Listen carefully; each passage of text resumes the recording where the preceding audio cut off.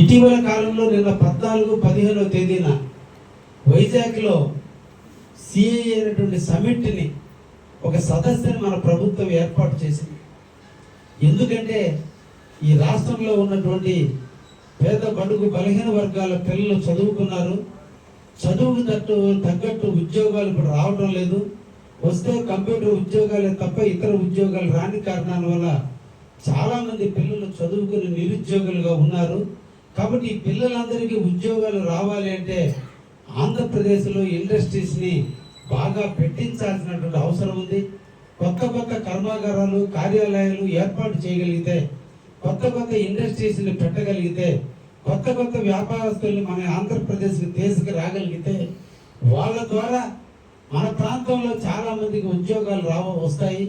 ఆ విధంగా ఆ కుటుంబాలన్నింటినీ ఆదుకోవడానికి అవకాశం ఉంటుందనే ఉద్దేశంతో దాదాపు ప్రపంచంలో ఉన్నటువంటి అన్ని దేశాలని మన విశాఖపట్నానికి పిలిచి, ఇండియాలో ఎక్కడో కాదు మన తెలుగు రాష్ట్రానికి పిలిచి వాళ్ళనన్నింటినీ కూడా సాదరంగా స్వాగతించి వాళ్ళతో కలిసి దాదాపు 900 ఒప్పందాలు, అంటే మన ఆంధ్రప్రదేశ్లో 900 ఇండస్ట్రీలు పెట్టే విధంగా, వివిధ హోటల్స్ కట్టేవాళ్ళు కావచ్చు, ఇండస్ట్రీలు కట్టేవాళ్ళు కావచ్చు, పార్కులు పెట్టేవాళ్ళు కావచ్చు, టూరిజం డెవలప్మెంట్ చేసేవాళ్ళు కావచ్చు, ఏదైనా మన ఆంధ్రప్రదేశ్లో పెట్టుబడి పెట్టేటువంటి సంస్థలు 900 సంస్థలతో ఈ 2 రోజుల పాటు మన ముఖ్యమంత్రి చంద్రబాబు నాయుడు గారు, అదేవిధంగా యువనాయకుడు ఇండస్ట్రియల్ మినిస్టర్గా ఉన్న, ఐటీ మినిస్టర్గా ఉన్నటువంటి లోకేష్ బాబు గారు కృషి వల్ల ఈరోజు దాదాపు 900 ఒప్పందాల పైన సంతకాలు పెట్టడం జరిగింది.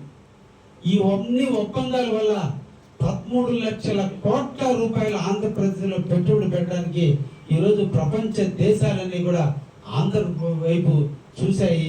నిన్నటి రోజున ముఖ్యమంత్రి గారితోనూ లోకేష్ బాబు గారితోనూ ఒప్పంద పత్రాల పైన సంతకాలు చేశారు, అగ్రిమెంట్ చేసుకున్నాం. ఎస్, మేము ఆంధ్రప్రదేశ్లో ఇండస్ట్రీ పెడతాం, మాకు ఇంత ల్యాండ్ ఇవ్వండి, ఇంత సదుపాయాలు ఇవ్వండి అని చెప్పి దానికి మనం అందరం ఒప్పుకుంటూ మీకు ఫలానా దిక్కుల ఈ ఇండస్ట్రీకి మేము ఇంత స్థలం ఇస్తామని ప్రభుత్వం ఒప్పందం చేసుకుని వాళ్ళు ఇన్ని లక్షల కోట్లు మేము ఇక్కడ పెట్టుబడి పెడతాను వాళ్ళతో ఒప్పందం చేసుకున్నందువల్ల ఈరోజు ఈ 13 లక్షల కోట్ల రూపాయలు ఆంధ్రప్రదేశ్లో పెట్టుబడి పెట్టడం అంటూ జరిగిన రోజున, ఈ ఇండస్ట్రీస్ అన్ని ఏర్పాటు చేసిన రోజున సుమారు 20 లక్షల ఉద్యోగాలు మన పిల్లలకు రావడం జరుగుతుంది. వీళ్ళందరూ కూడా మన ఆంధ్రప్రదేశ్ తెలుగు సంబంధించినటువంటి మన తెలుగు వారికే ఈ ఉద్యోగాలు వస్తాయి.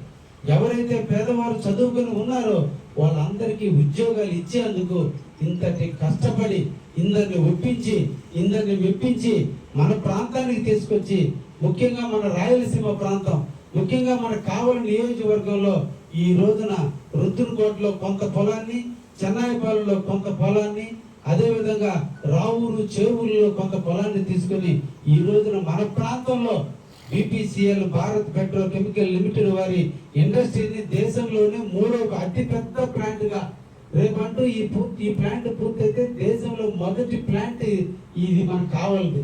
దాదాపు 1,05,000 కోట్ల రూపాయలు పెట్టుబడి పెట్టబోతున్నారు. దానికి కూడా మళ్ళీ ఒప్పందాలు చేసుకున్నారు. ఇవన్నీ జరిగితే కావలి ప్రాంతంలో ఆ ఫ్యాక్టరీ మీద ఆధారపడినటువంటి అందరి ఆటోలు మొదలుకొని, బైకులు మొదలుకొని, కార్లు మొదలుకొని, బాడుగులు తిప్పుకునే వాళ్ళ దగ్గర నుంచి మొదలుకొని, హోటల్ రంగం కానించి, మన కావల్లో ఉండే వ్యాపారస్తులకు వ్యాపారాలు కానించి, బేల్దారులకు పనులు కానించి, కార్పెంటర్లకు పనులు కానించి, ఎలక్ట్రికల్స్ వాళ్ళకి కానీ, పంపర్స్ వాళ్ళకి కానీ, సిమెంట్ అంగడి వాళ్ళకి కానీ, స్టీల్ అంగడి వాళ్ళకి కానీ, వుడ్ అంగడి వాళ్ళకి కానీ అందరికీ ఈరోజు జీవనోపాధి కల్పించాలంటే అక్కడ ఇండస్ట్రీ రావాలి.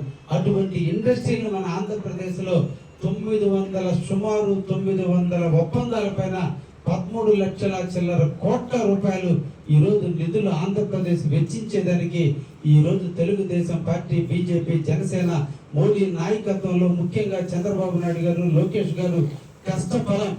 మన అందరం కూడా ఇళ్లలో నిద్రపోతుంటే ఆదివారం సెలవు తీసుకుంటున్నాం.